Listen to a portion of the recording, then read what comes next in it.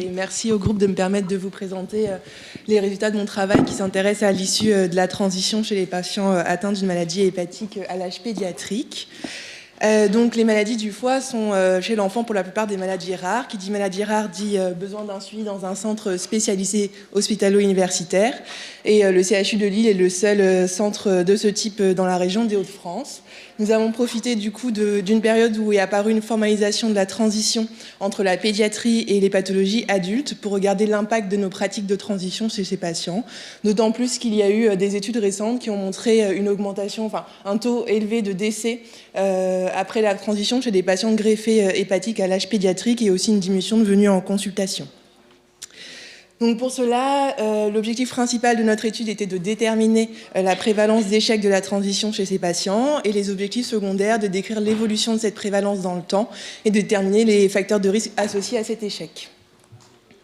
On a donc réalisé une étude observationnelle rétrospective au sein du CHU de Lille et on a récupéré les données dans les dossiers patients.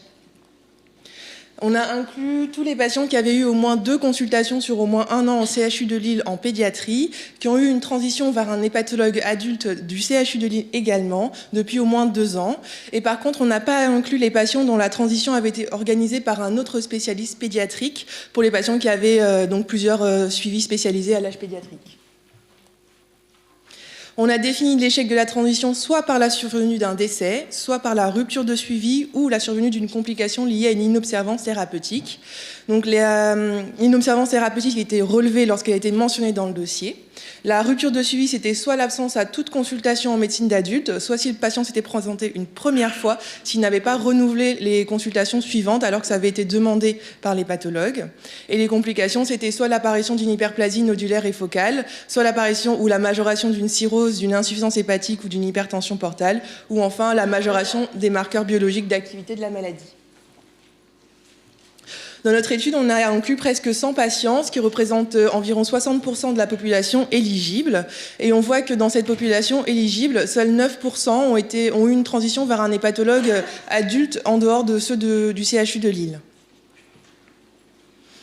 Vous avez ici, sur ce tableau, représenté les caractéristiques de la pathologie en fonction des 2 groupes, donc avec le groupe succès qui est là et le groupe échec. Et on voit que globalement, pour toutes les caractéristiques, il n'y avait pas de différence entre les 2 groupes, que ce soit pour l'âge au diagnostic, la durée moyenne de suivi avant la transition, le caractère instable de la maladie dans l'année qui précède la transition, ou encore le caractère compliqué de la maladie hépatique que nous avons défini par l'antécédent de greffe, d'hypertension portale, de cirrhose, d'insuffisance hépatique. Quand on regarde le terrain du patient, nous avions une différence entre les 2 groupes en ce qui concerne la distance entre le domicile et le CHU, et surtout une différence en ce qui concerne l'inobservance thérapeutique avant la transition, avec beaucoup plus de patients inobservants avant la transition dans le groupe échec que dans le groupe succès. Ensuite, on s'est intéressé aux modalités de la transition et on voit qu'entre les 2 groupes, il n'y avait pas de différence entre l'âge au moment de la transition, le moment de la transition par rapport au baccalauréat ou encore l'expérience du praticien adulte.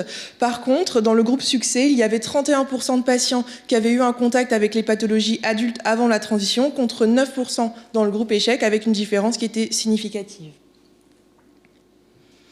Dans notre population, presque un quart des patients étaient concernés par un échec de la transition, avec 64% de rupture de suivi et 36% qui avaient une complication liée à une inobservance.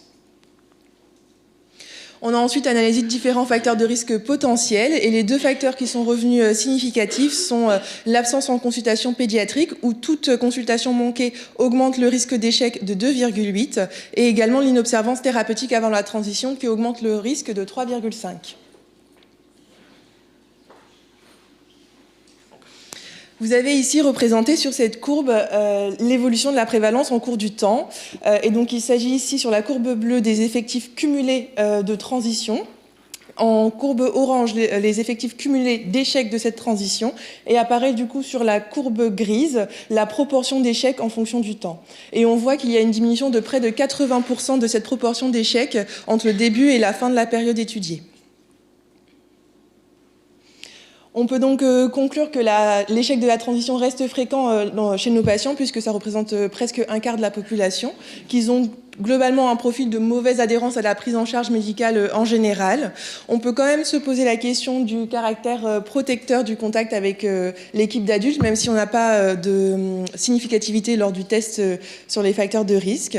Et enfin, cette diminution de près de 80% du taux d'échec sur la période étudiée pourrait être peut-être en partie attribuée à l'acquisition d'expérience de l'hépatologue pédiatrique, qui est en fait un seul et unique hépatologue pédiatrique pour l'ensemble de la population étudiée.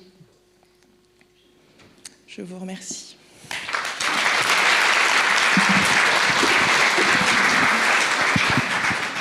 Merci beaucoup d'avoir bien respecté votre temps aussi. Et on a maintenant quelques minutes, 2 minutes pour les questions. Alors je commence peut-être. Est-ce que la consultation éventuellement préalable avec les pathologues adultes se faisait conjointement avec les pathologues pédiatriques ou pas? Alors là, dans notre étude, le contact avec les pathologies adultes était plus large. Il y a eu un patient qui a eu une consultation conjointe, un qui avait une consultation alterne. Les autres avaient rencontré les hépatologues soit au cours d'une hospitalisation pour un transfert, notamment dans un cadre de greffe, puisqu'à l'époque, c'était les hépatologues adultes qui faisaient la greffe. Et il y a eu aussi, pendant longtemps, les hépatologues adultes qui réalisaient les fibroscans pour les patients pédiatriques. Et ils avaient rencontré, du coup, les équipes comme ça. Il y a une question sur le côté. Je vais essayer d'écrire. Très beau travail, mais intéressant parce que la question de transition préoccupe, surtout dans le cadre de ces maladies rares. Ma question, c'est l'impact de la géographie. Parce que c'est quelque chose qu'on voit beaucoup au Québec, les personnes qui vivent dans des régions un peu plus éloignées, l'accès à des structures de soins. Est-ce que vous avez regardé cet impact? Alors, effectivement, on a essayé de regarder. Alors, malheureusement, nos résultats sont un peu discordants parce qu'on a dû faire des bornes pour faire l'analyse statistique. Et nous avons des patients qui habitaient loin, qui avaient un risque augmenté, mais aussi des patients qui habitaient près. Après, quand on regardait en moyenne de distance, on voyait que dans le groupe succès, la moyenne des distances était 2 fois inférieure à celle du groupe échec. Par contre, c'est pas significativement positif, puisque ça n'a pas été analysé en données non bornées. Je sais que d'autres études avaient montré, notamment dans la drépanocytose, que les patients habitant plus loin avaient un facteur de risque d'échec plus important que les patients habitant près du centre de référence. Dernière question rapide ici devant. Merci beaucoup pour ce travail. Deux réflexions, des petites réflexions méthodologiques. C'est difficile de parler finalement de l'échec ou succès de transition si on a des patients qui sont finalement déjà en échec de prise en charge quelque part, qui sont inobservants avant même que la transition soit initiée. Donc je ne sais pas comment vous pourrez corriger ça. Et l'autre chose, c'est qu'il y a la complication de la maladie, l'apparition d'une HNF ou l'évolution vers une cirrhose, et pas forcément un échec de la prise en charge. Ça peut être simplement l'évolution d'une maladie l'histoire naturelle de la maladie. Voilà. Donc il y a des petits éléments qui vont nécessiter... Pour rebondir sur effectivement l'évolution de la maladie, c'est pour ça qu'on a pris en compte les complications qui étaient uniquement liées à une inobservance thérapeutique, en considérant que s'il n'y avait pas de notion d'inobservance thérapeutique, c'était effectivement l'évolution de la maladie. Et justement, par rapport au fait qu'il y ait une inobservance thérapeutique avant la transition, je pense que le but de ce travail, c'est aussi de montrer que la période de transition, c'est justement faire attention à ce type de patient, et que justement le programme de transition devrait pouvoir permettre de mettre l'accent sur l'éducation thérapeutique afin d'avoir des patients mieux observants avant le passage à l'âge adulte. Merci beaucoup.